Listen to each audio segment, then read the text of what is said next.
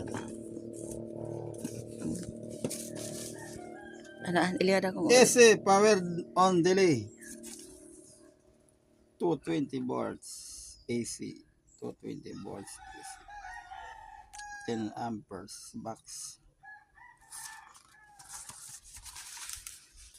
Ang gawin niya?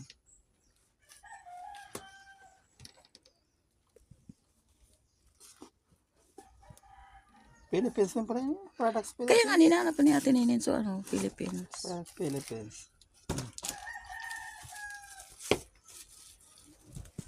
Ito pala yung power delay.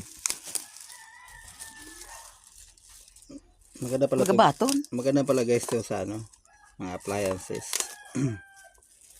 Lalo may burn out. Ito pala na yung control.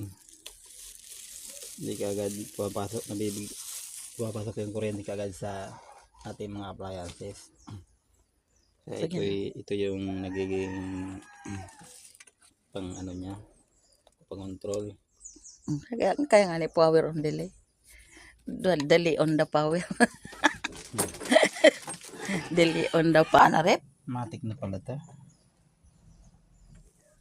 Power delay. Nag-ilaw na.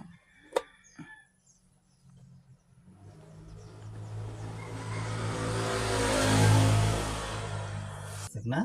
Oo, saksak mo na. Pagsakon dyan na po. Malamigin pa man ito. Ay, ano, anday makabot? Ito mo sa gilid.